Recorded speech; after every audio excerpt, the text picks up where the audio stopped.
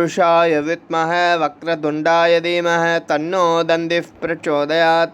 ओम जयंती मंगलकाली भद्रकाली कपालिनी दुर्गा क्षमा शिवदात्री स्वाहा स्वादा नमोस्तुते।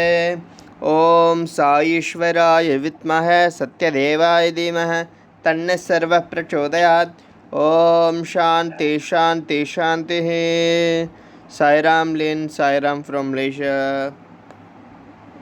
Sairam Sharma, Sairam from New Zealand.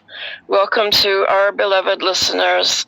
And thank you, Swami, for allowing me to retell a most amusing and wonderful and mysterious story that Mata Betty shared with me. Om Shri Sairam.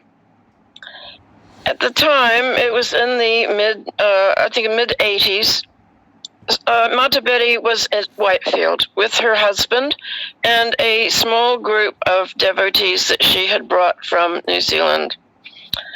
Swami had told her in an interview to go and take a message to someone living in a small village down the road from Whitefield. There's a little village, Kadugodi, I think it is called.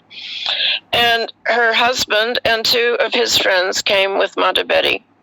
Now, she wasn't used to the heat in those days, and she was getting tired, and she knew that she was starting to lag behind the three men, including her husband, and she thought at the time, gee, you selfish guys.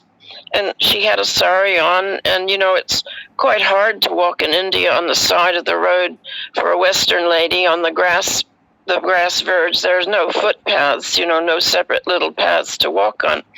And the men were leaving Betty behind, and she was crying out to Swami saying, Sai, help me. Look what they're doing, and I'm tired. I need to get back and have a shower to get to darshan. Swami, I'm so tired. Please help me. And this is how Ma spoke to Swami.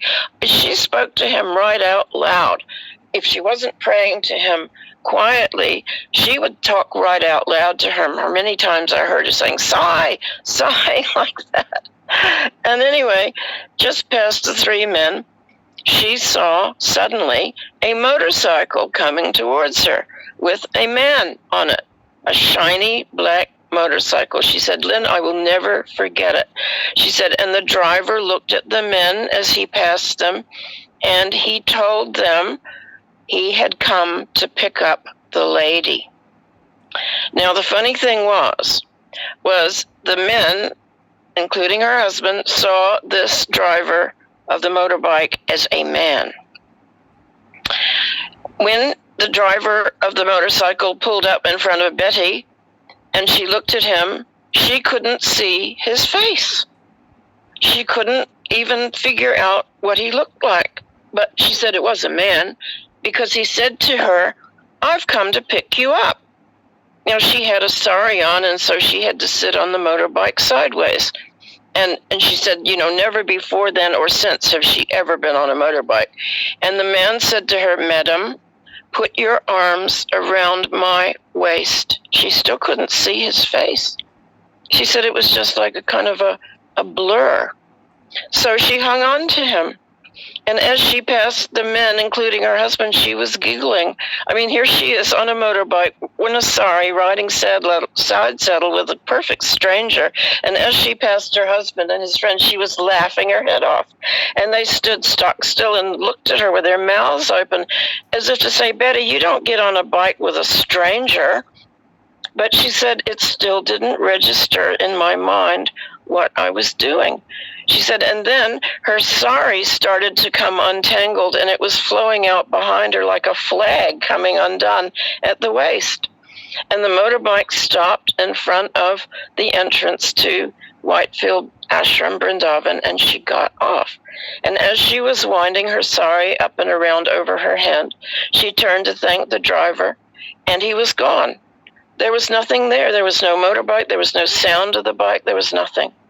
And it still didn't register in her mind. And she just thought, oh, poor fellow, I didn't even get a chance to thank him. And Betty went inside the gates of the ashram just in her petticoat and choli, with her sari twisted around in her hand. She went back to her room and was having a shower when she heard her husband and the men pull up at the door, talking to the ladies, saying, "Where is Betty? Miracle, miracle, miracle." They had heard me on the road praying aloud to Swami for help. I mean, they had heard her and they still hadn't stopped to help her. The men hadn't. They said Sai Baba came and picked her up on a motorbike. They saw the driver was Sai. She remembered being on the bike, trying to get a look at the driver's face, but she couldn't see him. And she kept saying, "My Baba sent you, my Swami sent you," but I couldn't see his face. And she said to her husband afterwards, "You never even waited for me, you men. How could you do that to me? I was so hot and so tired." And then we suddenly realized this was all Baba's trick. He was playing with all of them. And later that day she sat in darshan, and Swami came right up to her, and he looked deep into her eyes as she was silently thanking him. And she said, "I looked into his eyes, and his eyes immediately changed into the sun. I felt all this radiant energy coming from him, from these suns, his eyes. It was a wonderful experience. He never spoke, not one word about my experience that afternoon, and I never asked him about it. Never. There was no need to ask," she said, "Lynn. There was no need to ask."